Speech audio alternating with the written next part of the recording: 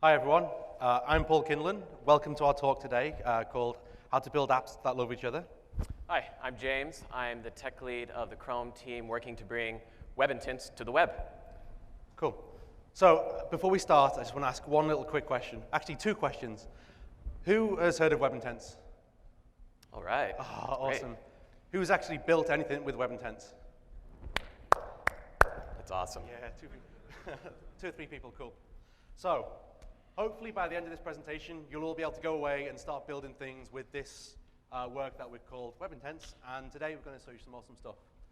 So today, before we start, I'm going to highlight a couple of problems. For me, the biggest problem that we face on the web is that there's no way for applications on the web to understand the functionality that other applications offer. And because we can't do this, we can't do really cool things such as offer suggested services for you to use when you want to perform an action on the web. But it also means our web applications today, they don't love each other. Applications are like a lot like a relationship. Well, they're not like a lot like a relationship, but they're built off the background of a really strong communication. A great relationship is built off strong communication, and likewise, web applications should be able to love each other through strong communication. So let's start with an image. An image is something that we manipulate every day. We do things with, we email them, we edit them, we do crazy amounts of things with images. So let's have a go. Hopefully this looks There we okay. are. Cool. So we've captured our image, right? So let's do some stuff with it. Well, the first thing that most people want to do with an image on the web, you want to actually bring it into your application. And everyone in this room, if you're a web developer or a user, you're probably familiar with this button. It's the input box. It's input type equals file. And this actually works really well. It works really well because, one, it's simple to implement. But the second reason why it works quite well is it's actually pretty easy for users to use. They will choose a file, scan the hard drive, and load it into their application. The complexity arises, though, when you have multiple applications which all manipulate images and you want to bring that data from one app to another. So the process of getting, say, I don't know, an image into Gmail from, say, a site like Flickr is that you normally have to go to Flickr, right-click on the image, download it to your desktop. Everyone in this room's probably got a temporary downloads folder, which is probably a good couple of hundred megabytes in size, thousands of files inside there. Anyway, you've downloaded your file into this folder. You then jump back to your email application, click attach, try and find the file because it's not always in the the last place that you actually found the file in the previous time round, and then you bring it back into your application. For users, it's a bit of a nightmare, right? We can't build applications coherently with this method. So let's have a look at another use case. Editing images, right? It's a very similar process. You have an application, this is PsychoPaint. You have an application, you want to bring data into it. So it's the same process again.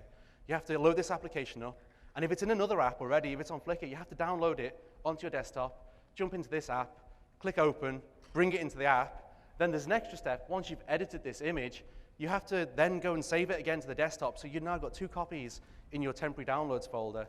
Jump back to your previous app, and then upload and attach it. We shouldn't have to face these problems. Users shouldn't have to do this, shouldn't find this complexity. And as developers, we don't have nice ways of integrating. It's all very manual work. Some services offer, direct API integrations. The problem with direct API integrations is, we've all seen this before, OAuth, all these different types of complexities with authentication, server-to-server communication.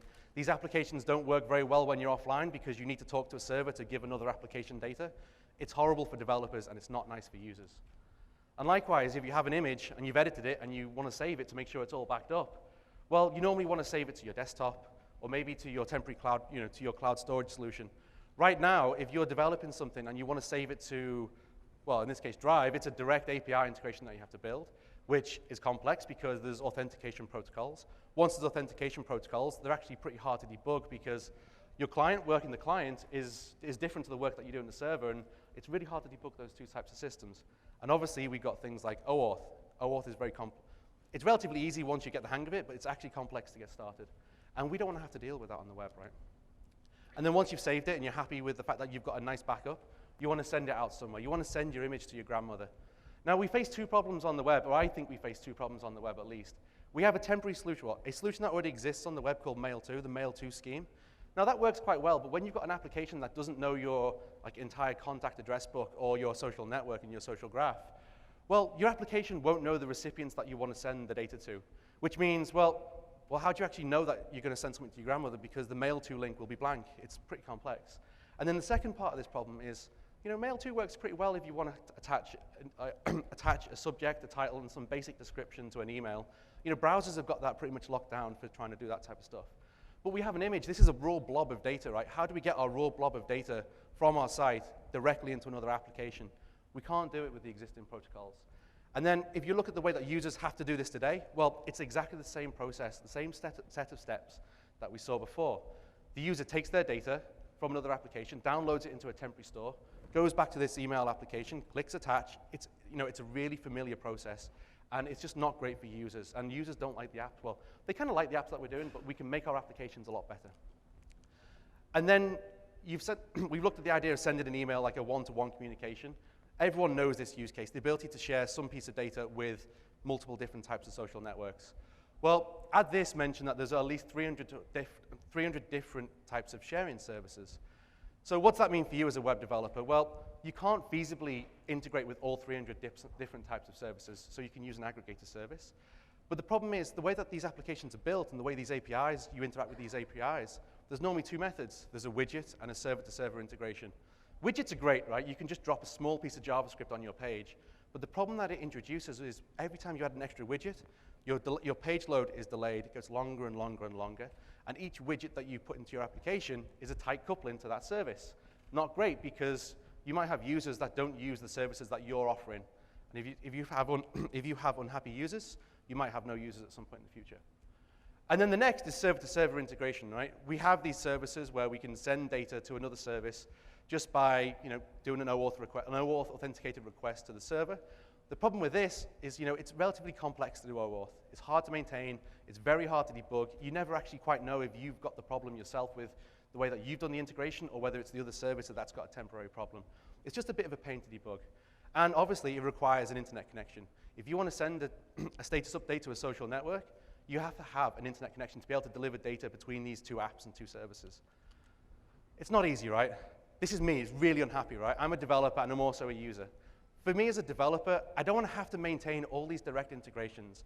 If a new service comes out, I don't want to have to keep adding more and more and more integrations. And likewise, if a service dies and it no longer exists, I have to keep track of all these services that I add. I don't want to have to maintain and remove all the services as they come into life and leave. And as a user, I want choice, right? I want to be able to use the services I want to use for common actions across the web. So if I want to share to a particular social network, I should be allowed to do that. If I want to save some data to my cloud, I should be able to do that, right? And I don't think today we can easily do that. So what could we do? What would it look like if we could build a solution that was better? Well, ideally, it would be client-side first. Everyone probably in this room is probably quite familiar with this. This isn't the solution. This is some of the problem. We have two applications that live inside the browser. And to get data from one application to another application, we have to send data from our client application to our application server. The application server has to communicate with the remote service server, potentially do some authentication protocols and some authentication work to actually make sure the user is sending the data to the service. And then the user will open up the other site, which will then talk to that application service. This is actually kind of brittle, right? If any one of these points goes down, we have got two applications that can't talk to each other. It's pretty complex. So ideally, we have these two applications inside the browser. We should be able to open up one application, open up another application, and just deliver data from one app to the other without having to go across the internet. And this is really cool, right? Because once we can do these types of things, we can start to build truly enabled, offline-enabled applications. So has anyone used App Cache, right? A couple of people, right? We all know that App Cache is actually pretty hard to work with and pretty hard to debug, pretty hard to maintain, but it actually starts to make our applications available offline. The problem is, right now, if you want to integrate with another service, if that other service even if that other service is App Cache enabled and works offline, you still need the whole internet connection to be able to deliver data to that app. And what we're saying is for a lot of actions such as, say, editing an image, you shouldn't have to require a whole internet connection just to deliver data between these two applications.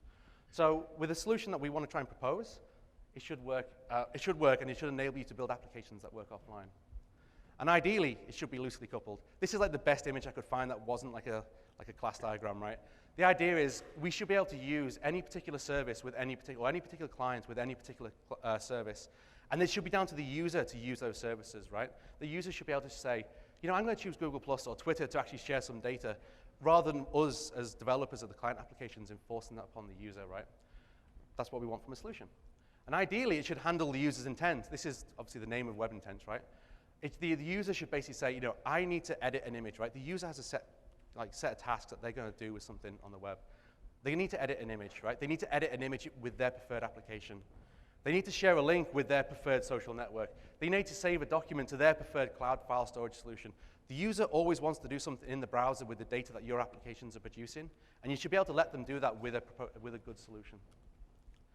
And ideally, right, it should be familiar. It should be familiar to millions of users. Millions of users using the Android system are familiar with the ability to actually find applications to fulfill common actions on that device.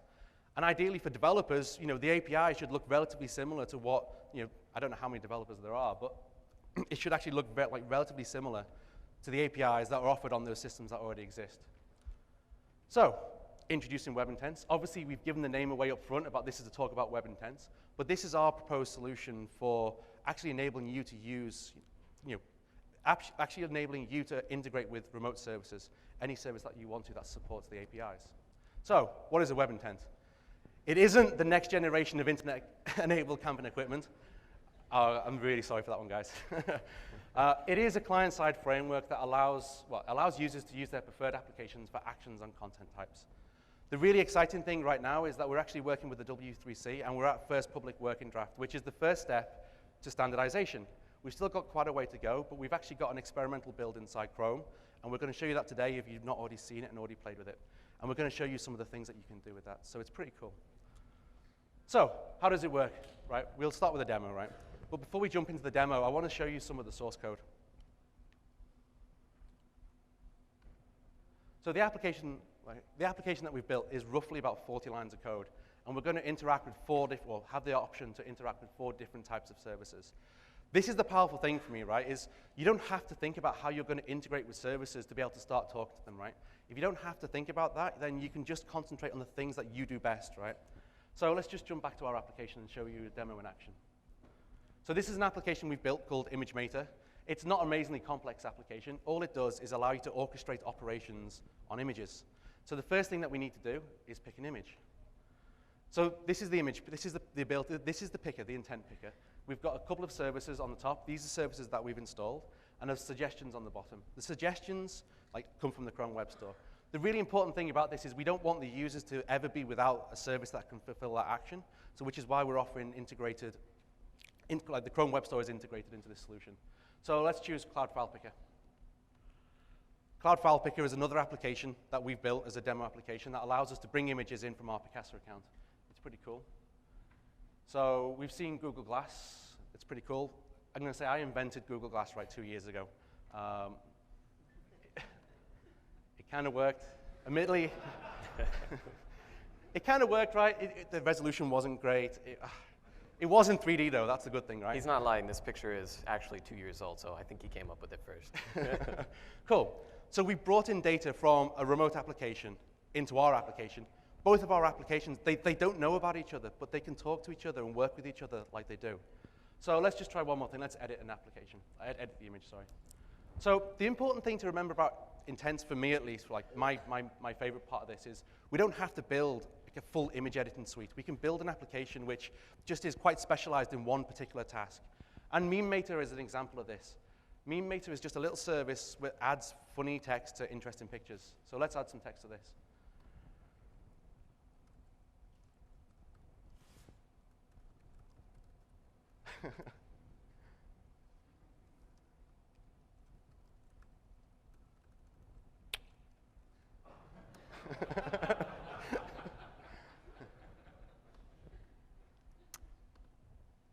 All right. Right. Yeah, thank you. Yeah.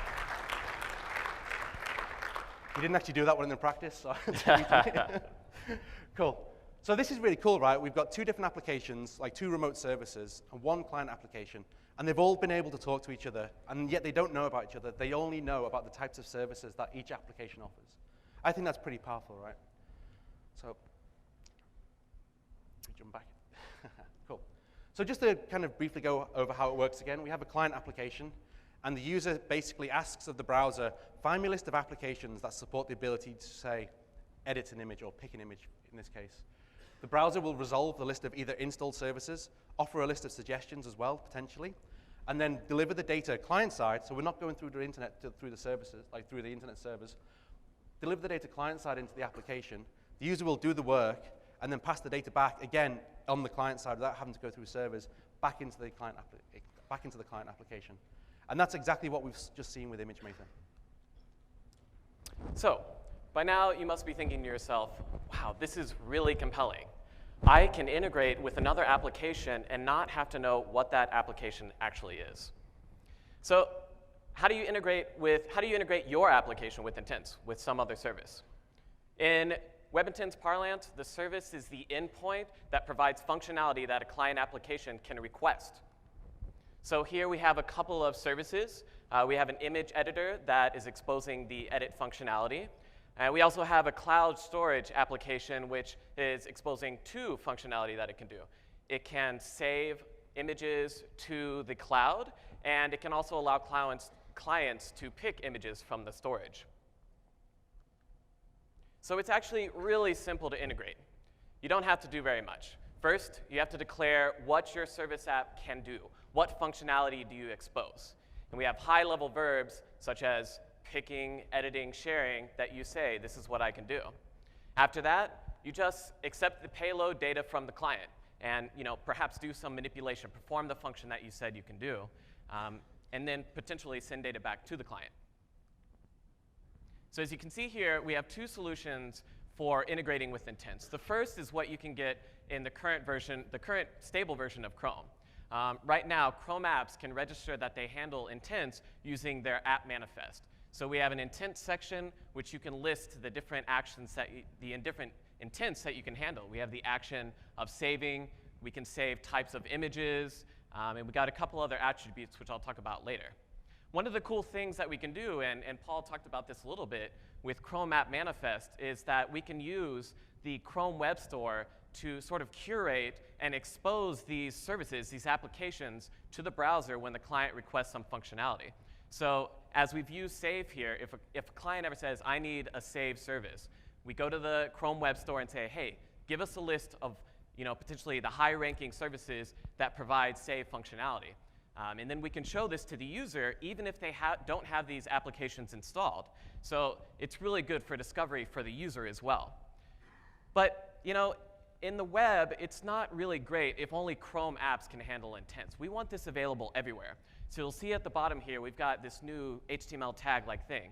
Well, that's exactly what it is. This is the intent tag, which we've introduced as a proposal for the addition to HTML, which will allow all web pages to register their service, their page, as a service.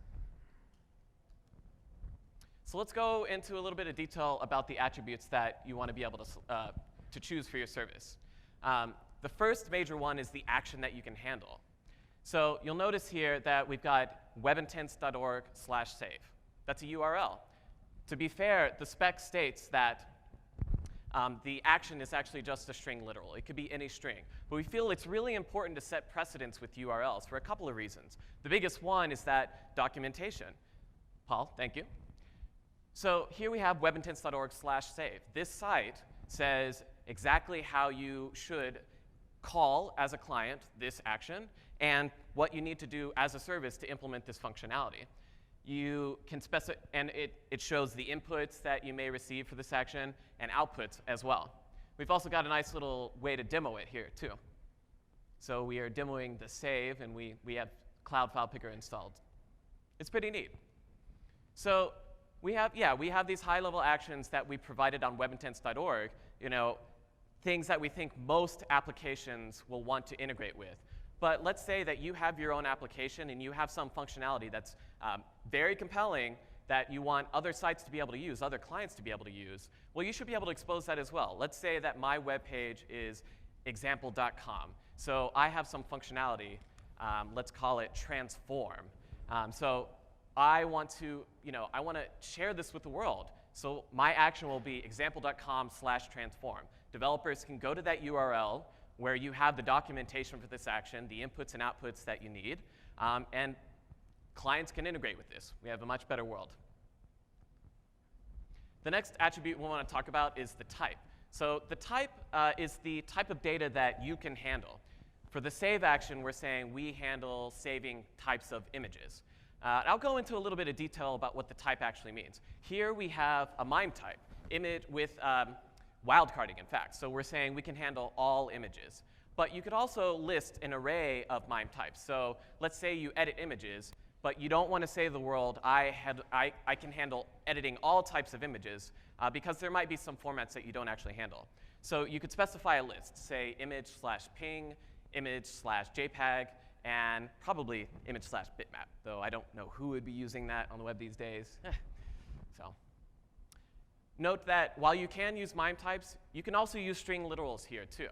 I don't know if you've ever heard of schema.org, but schema.org is this sort of next generation semantic web where they expose nouns.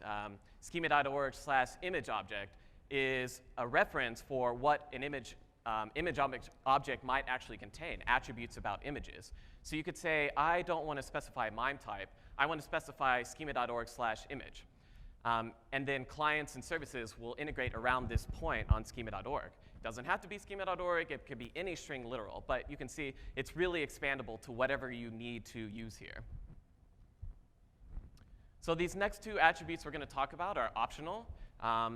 And I'll go into a little bit of detail about what it means if you don't actually specify it. So href is the page that's actually going to be invoked by the browser whenever your service is invoked. So for this save action, we're saying don't open my main page, my index.html, if you will. Open my save.html, which is the page where I have specific functionality to handle this service. So on the intent tag, it's important to notice for web pages that the intent tag will say save.html off of your domain where you're registered. So you could have users visit your main homepage and register for services at all these different pages off of your main site. It is same origin for security reasons, obviously. So you can't go register for abc.com, some service there to send them intent data. The last attribute we're going to talk about is disposition. So currently, we have two dispositions that you can specify. You know, we feel that services know best how they should be displayed, whether you want to take up maximum screen real estate or you feel it's good to be, your UI is very concise and small, and maybe you want to have reference of the page, the client page. So one of the dispositions you can use is window. Window, in the Chrome browser at least, opens up your service in a new tab. This is really important, like I said, for when you really want to maximize screen real estate. An image editor, for example, really should not be constrained to a small window. You want to make the most of that. We also have the inline disposition. And in Chrome, the inline disposition actually shows up in the Pick Your UI. So once you select, say, shorten with Google, then you see the service actually show up inside this picker. The picker will mold to the size of the content. And we think this is important, for example, when you need to have the context of the page underneath, for example. If you're you have a blog post and you want your user to share the blog post, it's probably important that the service, when the user is interacting with the service, that they can see the blog post underneath in order to say, hey, this is a really cool article. But please keep in mind that it's not the client that gets to say how the service is opened. The service is the one that knows how best to be opened. So let's go to the next major step. Once your service is invoked, what happens then? Well, the data is sent on the window.intent object. And I'll talk about this here. You'll notice that we have WebKit prefixing. As we say often, this is still an experimental API. It's still going through the ringer in the standardization process. And we want to make sure that we're good web citizens. And so as we're changing the API, once we get to a more stable version, we can drop the WebKit prefix once we have other browser vendors implementing this as well. And this is standard across APIs that are evolving. So you'll see here that we are switching on action and type. Now, if you're a simple service and you only register for one piece of functionality, one filter as we call it, then you probably don't need to do any switching on the action and the type. You know what data is coming in. You know what service you're doing. But let's say you're a more fully functioned service and you've registered for multiple filters, multiple actions and types. You're probably going to want to switch on, how was I invoked? Which action am I supposed to be handling? What's the type of data that's coming in? So here we're saving, and we know it's a ping. So the intent object.data is the actual data that's sent from the client. Let's check out a debugger that can help us sort of see what data is being passed back and forth. Now, this is a nifty little application that's available on the Chrome Web Store, and it allows you, whether you're a service or a client page, to see what data is sent in from an intent invocation. So we see that when we invoke this intent on the page, we use the save action, and we passed in the type of URI list, and here's the actual data, which is that link. It's really nifty to be able to debug and make sure that as a client, you're sending the right data, and as a service, if there's something going on, you're not getting the right data, you can say, here's exactly what's going wrong.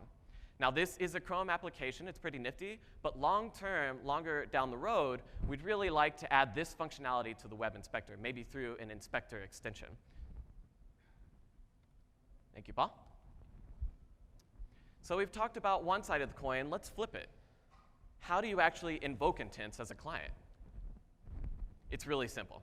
You construct an intent object, passing in the action and the type, and perhaps the data that you want to send to the service, and then you call start activity. That actually invokes the flow of intents in the browser. The picker UI will show up, as you've seen a couple times that we've demoed. The list of services that match this filter on action and type will show up, and the user gets to pick their choice. Which service do they want to use? And you're done. That's all you have to do as a client. It's ridiculously easy. So we talked about one-way communication. You send data from the client to the service, but we need to be able to transform data. We need to be able to send data back. Well, we can do that. We can have bidirectional communication. So the API has two optional callbacks, on success being the most important, which is your 90% case when things go well with the service. This is the way the service will send back data and how you receive it, the on-success callback. So as a service, you call the post-result method on the intent object that you were sent in, the intent object sort of being the link between you and the client. And you're probably going to pass in the data to this method. There's also an on-failure method in case something goes wrong. It could be sent from the browser, say there was a 404 with the service that was picked. Or it could be sent from the service in case perhaps the data you sent from the client didn't quite line up, didn't quite match what they expected. I mean, to be fair, we want this case to never happen. In well-behaved applications, there should be no failure states, but you need to be realistic. There are going to be failures. Cool. So we've just run over the basics of the API, the ability to start and invoke an action, and then the ability to actually respond to that and deliver the data to the user in the form that they want inside that other application and bring it back in. So let's actually talk about how we can build applications that love each other, how we can actually take this basic API that we've just shown you and actually solve the problems that we talked about at the beginning of the presentation. So the first one is pick, right? And we have a pick intent, http://webintents.org/pick. We try to think of it as like the file opener of the web. Normally on desktop applications, we'll have a file open menu where we'll be able to scan the hard drive. We should be able to pull in the data from any web service across the web that supports the pick intent. So let's have a quick example. We'll pull in from the webcam. So we've got a little application called Quick Snapper, which we're going to ask everyone to wave, if it's possible. That's it. Cool. Thank you very much. And then we click on it, bring it through. Cool, right? My presentation is not an application, right? It shouldn't have to have complex file open functionality just to be able to bring that data into this app. And likewise, Quick Snapper, it shouldn't have to know about my presentation's integration with its services. So we've just brought the data back in. It's pretty cool, right? As you've seen from the code earlier on in this presentation, there's like 3 or 4 lines of code. The ability to invoke or the ability to instantiate a WebKit intent object or an intent object, the data that you want to use, the action, the type, and then the start activity. The start activity has on success. On success just basically takes the data back in and then attaches it to an image. And that is pretty much all it does. We cache the image for later use in some of the next slides, and you'll see what happens.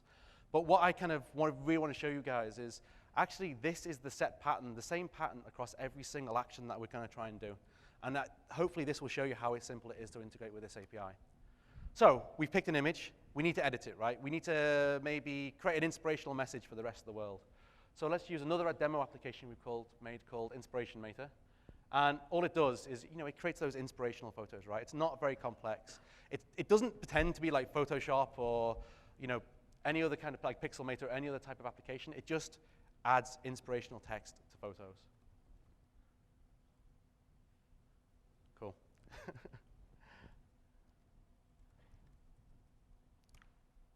All right. Let's go back up. Oh, you need to get off full screen. Click on it, and then, sorry about this, guys. Now it's at the top. There we go. Cool. So that's pretty cool, right? We've had two applications just talk with my presentation. That's pretty cool. And if you look at the code, it's exactly the same, apart from this time, we've changed the action to edit. So that means we're going to try and find applications that support the ability to edit images. And once the browser's found them, it could be any type of application. It doesn't have to be Inspiration Mater. If the user hasn't got it installed, they're not going to see that on the list unless it's one of the suggestions. But we've managed to send our data out, edit it, and then bring it back into our app. And again, it's the same code, right? We have an onSuccess callback, which takes the image data and then just attaches it to this image. It's pretty cool, right? So we've edited the data. We want to make sure it's all backed up. So this is a save intent. If you look at the code, it's exactly the same again. Apart from this time, we changed the action from edit to save. So we're going to ask the browser to find a list of services that support image saving. So we're going to save back out to Cloud File Picker. So you remember that we pulled it in before, earlier in the presentation from my Picasa account. Well, we've actually just saved it back out. So we just click View just to prove it's saved. This is just using the Drive API, right? It's just a JavaScript API that we've chose to integrate with for this demo. But we've managed to upload our application into the user's cloud file storage solution. And if we click on it, we should be able to view it. And hey, there we are, right? We've taken our data from one application, brought it into a presentation, edited it in another application, and then saved it out to my preferred cloud file storage solution. It's pretty cool.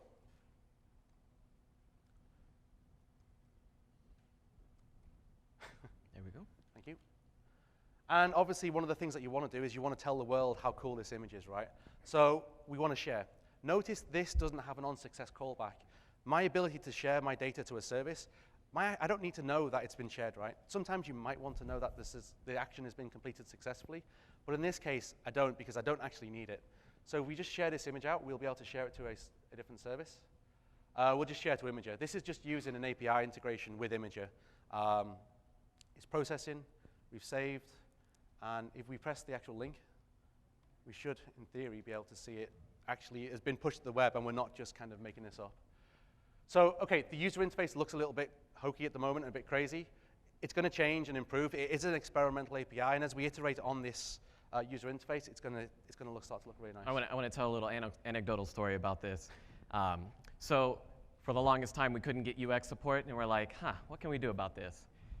Engineer built UI. We built this, and then they're like, oh my God, you released with this. Mocks, here you go. You have all the mocks you need. So we are actually polishing up the UI, sanding down the rough edges, and this is going to look really gorgeous really soon now. But it's a nice, this is a nice demonstration of an inline intent. We still have the context of the page that actually invoked the action behind, but we were able to manipulate this image inside this context. It's pretty cool. And obviously, once you've shared it out to the world, you get users viewing. If the user views a link, right now, they either download the data and just kind of view it inside the browser. But what happens if they want to use their preferred application? Right now, we don't have the ability to say, open this image with my preferred application. But we have got some experimental support for RSS and Atom feeds. So I just want to show you this, actually. It's pretty cool. So we have just a click. It's a link that is clicked. There's no actual API that's invoked. The browser has detected that actually there's a content type that I can handle via the intent system. So it opens up the picker, and we'll choose Feed Intent Viewer, which is an application that Mihai Paparita wrote, which just offers the same functionality that you would expect in Chrome. Obviously, most users aren't developers, and they won't use this extension and application. They might use their preferred feed reader, which is pretty cool stuff. And we have some other examples as well. So these are intents that are actually on the webintents.org domain, and they're kind of managed under that namespace. We have subscribe. The idea behind this is if you have a URL that you want to not view, but subscribe to regular updates from in your favorite feed reader, well, that's just a simple action that says, I'm going to subscribe to this feed. And then we have another one for shorten. So the idea behind this is you might have a link or some data that you want to compress. In this case, it's a link, and we're going to shorten with the Google API. And it's pretty simple, right? this doesn't look sexy because, again, this is my own kind of demonstration. But we've taken our data from one application, sent it using the Google API. It's the actual JSON API that you can interact with, and saved it in this page. And obviously, if we click return, we should be able to see the data come back in. So this demonstrates, even with the inline context, you can pass data in, manipulate it, and bring it back out to your application. It's pretty cool. I think it's pretty powerful stuff as well. So far, we've talked about a lot of high-level integrations. We've got the input and output of data going on. But there's more advanced communication we could be doing. Let's say that you're a photo storage site. You have users who have very large raw photos, perhaps 50 megabytes. And your site does not have editing functionality, which is fine because we have intents. There are services out there that will allow your user to edit the image and pass back the manipulated bits. But what we'd have to do, we have this blob, and that's going to be copied. It's 50 megabytes of data. It's going to be copied, even client-side, just to the other service so that they can have the bits as well. This is not cool. Now we have a slow copy, a slow synchronous copy. We have a service and a client that both have a copy of the same data. We want to solve this problem. So we can with transferables. We can transfer this blob, which what transferables allows you to do is say, I have a large set of data, just pass a reference. We don't need to pass the entire set of data. The browser has a copy of the data. Just send a pointer to it and say, this is where your data's at. The service that's editing the image can perform the manipulation on the bits and then return the result transferred once again back to the client. And the client has the edited data, no copying whatsoever, just transferred, very fast. Another important advanced thing you can do with intents are explicit intents. So your application may be very well componentized. You've got little bits of functionality here. Say an email application has composing emails. It has, what else do we have, Paul, in email applications? Reading emails. You've got a reading email view. You've got the inbox view. And some of these things could be shared with other applications, such as composing an email. That could be a form of sharing, if you will. So you have registered for intents that you are a service that handles sharing with your compose functionality. But you can also call yourself this way with the intents API. You could say example.com save, which is my own service, and call into your own components using the intents API. So let's say you're a client and you have some very perhaps obscure action that you need performed on your data, or that you want the user to be able to select. But you don't want to have a situation where the picker shows up as empty. Let's say we're in a world where web pages can register for intents. There are no Chrome applications that can handle this action. You want to make sure that the services that you know about that can handle this action are available to the user. So we have suggestions which will allow you to say, I know example.com and another example can handle this action. So pass those in and show them to the user to give them a choice to select these as well. The alternative solution to the problem of having an empty picker, which is a horrible UX experience for the user, is having a way to say, is there anything in the picker? Is anything going to show up? Are there services registered that handle this action? That's a no-no on the web because that allows fingerprinting the user. We didn't want to introduce this to the web. So we have suggestions here for that use case. So do for apps what links did for the web. Greg Billick said that. Who's Greg Billick? I know you were asking her. Greg Billick is one of the lead engineers on intents. He's right here in the front row. Yeah. He's going to be doing a code lab this afternoon with Rachel as well, which will be very interesting. But what's important to think about here is that links are a one-to-one communication, and that's what the web is today. Web intents allow scaling to the size of the web, where you have one-to-in, your client to many services. And the most important thing is that those in services that can be chosen are picked by the user. They say, I like this site, and I like this service, and I don't want to deal with anything else. There are 300 sharing services out there, probably more that we don't even know about, but the user only cares about 3 of them. Only show them the services they care about. And intents lets us do this. It's also extremely easy to use. I feel like we've been showing the exact same code for all of these slides. Almost has filler, right? But it's to say, it's so easy to use. It requires very little cost for developers to integrate, both on the client side and as a service.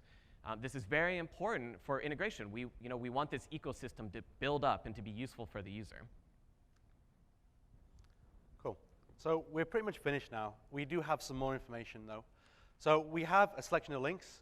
We have the W3C specification, which is, like we said, in first public working draft at the moment. You can go in there if you really want to know the nitty-gritties about the API. You can go there and kind of understand everything that's happening. We also have some high-level documentation. That's the whole point of webintents.org and all the actions underneath that, is that we can provide more developer-friendly documentation about how you're supposed to interact with these services, and examples, demos, and a whole lot of other things. We also have a Google Plus Web Intents account. So it's Plus Web Intents. If you just want to follow it, we'll be doing updates. We'll be sharing these slides at the end as well. But also, if we find any great applications, tutorials, and articles, we'll share that through there as well, because we want you as developers to be able to understand what the rest of the ecosystem is actually building and doing through this system. And likewise, there's a high-level discussion group. It's not the specification discussion group. It's the application developers discussion group. So if you want to know how to integrate with Save, maybe to save like a Word document or something similar, and you're having troubles and you want to find out whether other developers are doing something similar, that's the place to go, right? Because that'll be application developers inside that space. And likewise, with every single demo that we've seen today, they're all open source and available on github.com under /Paul Kinlan Web Intents, so you can go and play. We do have a code lab, so I actually do want to ask one question. Is everyone excited about the API? All right. Sweet. Cool. Thank you. So we do have a code lab, as James said before. It's 1:45 to 3:45, Code Lab Room 1, where Rachel Bloom and Greg Bullock will actually take you through the API if you haven't got an application. However, if you do have web applications that you want to integrate with intents, come and speak to us, and we'll show you how we think you should integrate that into the intent system. So we want to kind of get this really cool ecosystem going, and we're there to help you guys. We've got a whole lot of other technical assistance as well. And just before I finish, this is a family thing for me. It's my son's birthday today, so I'd just like to say happy birthday, Benjamin. I'm sorry I couldn't be there. I'll be there later. And everyone's going to sing happy birthday. Are you? No? Okay. Maybe later. So anyway, thank you. So we'd like you to go forth and intentify. That's my joke, and I'm very sorry for this. Likewise, we have the Web Intents Google Plus account. We're all both on Google Plus as well, under our names. If you have any questions or comments or feedback, we'd just love to get as much as you want now, either here, outside in the hallway, or we'll be in the office hours area as well for a couple of hours. So thank you very much.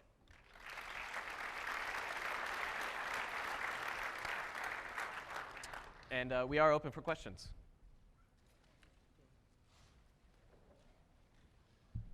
Is there a way to whitelist or blacklist the items that show up? Like we make medical software, and so in the US there are regulations about privacy, so we couldn't just open it up for any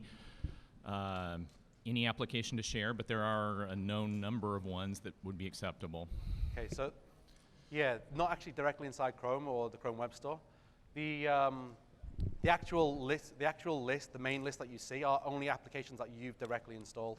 So we don't have a policy at the moment inside Chrome for Chrome OS. So you could use explicit intents for that purpose. If you know the list in advance, you can make use of the intents API in order to call them directly, especially if that list is small. And suggestions as well, right? So, yeah. Hi. One thing, the list of intents that what you could call was basically the list of applications that you had installed that reply to those intents. But how would that go for web intents, like for intents that are on the websites?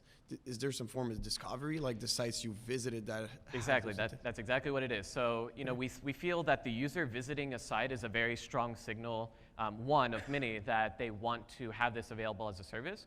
And we also think we're going to have to be smart about heuristics to say what services does the user want to see. So you're exactly right, and as the user's browsing around, there could be a problem where they just aggregate all these services and they don't care about most of them. We think it's really up to the browser, and we're going to try to do a good job of this to make it a great user experience and to understand exactly what they want to see. We also have the malware database, the safe browsing database, that we can use to say this is spam, this service should definitely not be seen. Okay, thanks. Hi, I'm kind of new for this field, and I have two questions. So one is, can you show a couple samples of how the UI looks like for the explicit and suggest? intents? So I can talk about explicit intents. For explicit intents, the picker does not show up. It will go directly to the side in the disposition that they want. So if it's window, it will open in the new tab.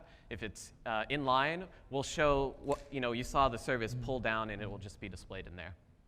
Okay. The other one is, so are there any other like objects which can be used for the start activity function?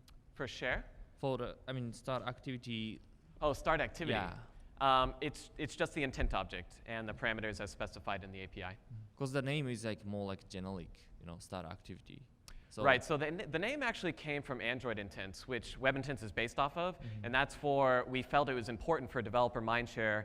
We have an entire ecosystem of apps built on Android intents, and that's a large developer base of people that know intents. So as we were developing this API, we said, let's pick and pull pieces we think are important from Android intents that people will be used to. The name is almost it's not arbitrary, but there are multiple things we could have picked. Okay, thanks a lot. So on Android intents, I find that sometimes the list is so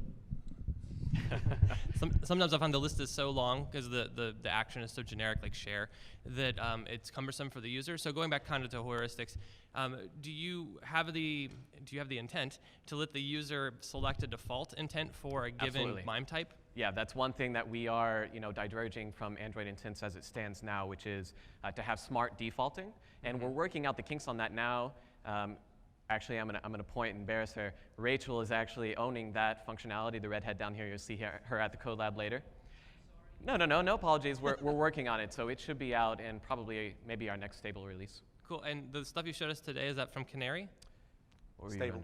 I was on Canary, but most of the API is already in stable. It looks like that on stable, the latest stable release. Great, Yeah. thanks. Do you have any prognosis on when will we be able to use web intents in major browsers? It's difficult to say. So, we're working with all the other browser vendors through the W3C and the standardization process. And, that conversation is very vibrant, lots of communication on the web intents, the public web intents mailing list, which is where all this is happening on the W3C. So I think in order to get a better feel for that, a gist of it, I would probably join that mailing list and see for yourself. We also do have a JavaScript shim, which at the moment is binary compatible. For other browsers, for instance, Mozilla, Firefox, Internet Explorer 8 and upwards, and Opera as well. Sorry. No, I was going to say, we don't want the shim to exist. Ideally, we want better solutions everywhere else. But we do have a shim to kind of replicate the functionality at the moment in other browsers. Thank you. Will we see web intents offered up by the Android Chrome browser as Android intents? That's a good question. We absolutely want to do that. It's much further down on the roadmap. It's a very tricky problem to solve. It requires work on both the browser side and, sort of major additions to the Android side as well. So we're working on those problems. It probably won't be out for quite a while, on the order of months. Hello, it is possible to customize somehow the picking dialog of the applications, because if I have my application and I have some UI, I don't want, to have this now ugly dialog. Yes, well, I'll answer that part of it first. So we're trying to make it not ugly. But we've always had this idea that we can add an extension API in order to, for an extension to manipulate how the picker may look or how all the elements on the picker. That's a tricky problem to solve as well. We've got to make sure it's secure, that the extension's not mucking with things in a bad way. But we want to do that. That is also longer down on the roadmap.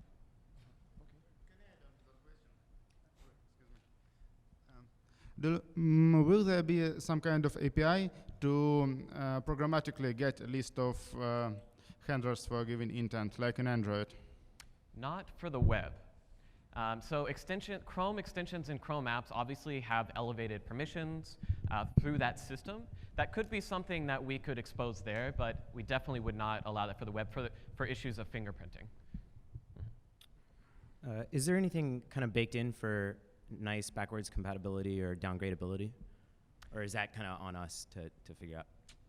As far as? Well, for file picker, right? I want to provide the web intent capability in my client But if the browser doesn't, if they're on a browser that doesn't support it or whatever, is it just on me to kind of detect and build that out? So this is one area that we were kind of talking about, and we still need to go through the specification groups, is how can we potentially manipulate some of the existing elements in HTML? Yeah. Like input type, like file pick, so that you could just say, I'm going to pull a file in from the cloud. Right. And it goes that way. I don't see us particularly, and we probably correct me if I'm wrong, I don't see us kind of trying to make the existing API downgrade to like an existing pick. You'd have a pick that's optimized and enhanced with the intent service, if that makes sense. Okay. So there is one thing you can do. There you can check for the existence of WebKit start intent? activity. Yeah, Okay. WebKit start activity. Yeah. If it's not there, then the API is not there for whatever browser you know is there. And Modernizer's got a check-in for that as well. So if you use Modernizer, yeah. you can. There's also things that we're adding to the browser. We're trying to sort of bootstrap the ecosystem in a way by having the browser be a client. So for picking files, we could say show the file picker so you can pick something from your file system, which is provided by the browser. The user doesn't know that it's not a service. It works for them, right? Yeah, yeah, cool. So we're trying to find more places, points of integration in the browser for it to be a client. Cool, cool. Okay, thank you. Hi. Hi. Is it possible to do metrics collection? Just figure out what intents are more popular, or We are actually adding metrics through our UMA API, our user metrics API in Chrome. We're not exactly sure yet. We haven't quite designed exactly what type of data we're trying to get back. Obviously, bucketing on the major action types is important. But our current API is limited in that we wouldn't be able to create buckets for things we don't know about. Okay. So we're trying to think through that. Let's see maybe some service that example.com created, the functionality that they create is really popular. We'd actually like to know about that, Yeah. Okay. Thank you. I can say the other side of that is the actual web store itself. It indexes and archives every application that's got the ability, like its functionality declared by the manifest, and you can. If you click on, there's like a little link at the bottom of the intent picker where you can click to find more services. You can get a good indication about kind of the usage and the availability of support of services, at least for those types of actions. Great. Thank you. Cool. So related to that would be where I, as a developer, discover which other applications are web intent enabled. Right, that find more services link that you'll see, yeah. And we show that whenever there are more services than we show in the picker.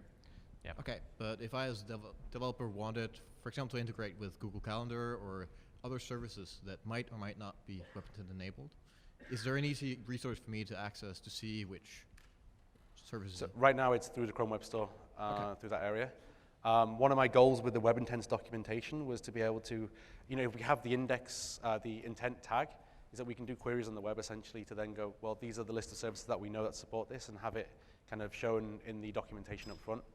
We're way away from that at the moment. The Chrome Web Store is the way to go for understanding what.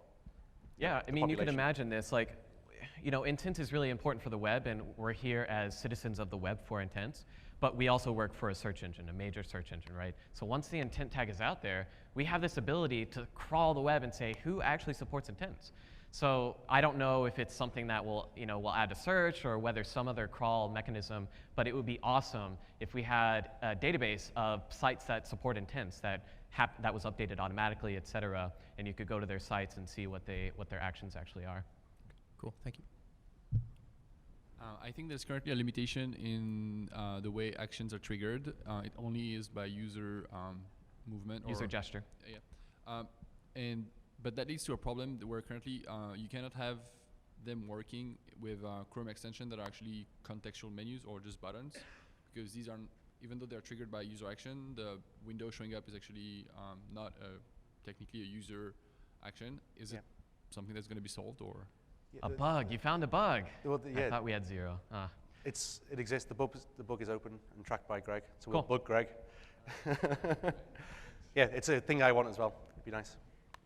Is the goal of webintents.org to be sort of an authoritative source about all the intents that are available out there? And is there a submission process? What's that about?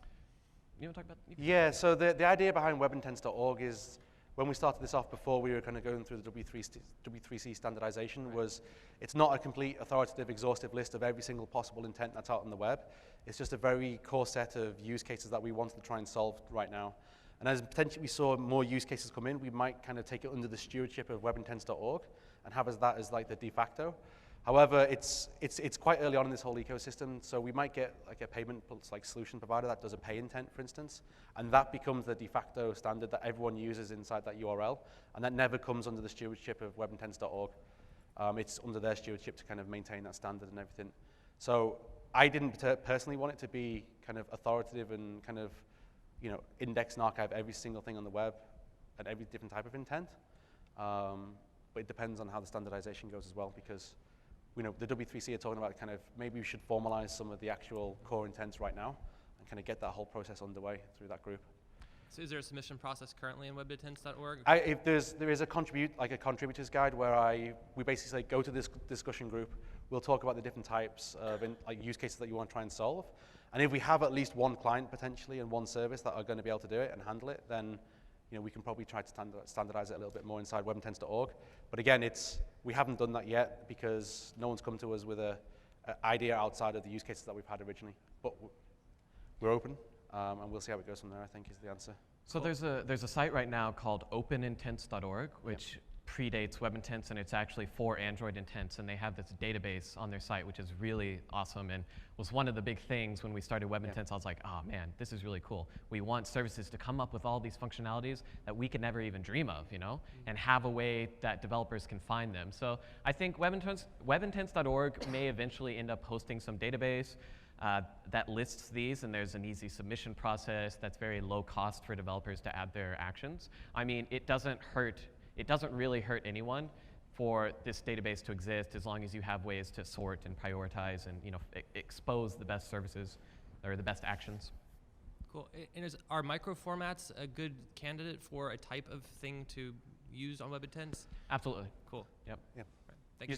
You just have to get the type right, and then as long as the two services agree that they can transport the same data, you could pass a blob of HTML through, and then both services could pass it out. It's pretty cool. Hi, I have another question. Is there a plan at some point to use WebIntents for the Chrome UI? For example, the print button, could it trigger a print intent? The star to favorite the site? Absolutely. Yeah. So that was what I was referring to earlier about trying to find integration points. Another one that we could do is very easily is say adding things to context menus. So if you know the context, you know exactly what you can do. Say you right-click on an image. There are a lot of things you can do with images, and we can be smart about that and say, all right, I want to share this image, I want to edit this image or save this image, and not just to your hard drive, obviously, but to the cloud as well. So yeah, we want to add these integration points. That'd be amazing. Mm-hmm. Yeah.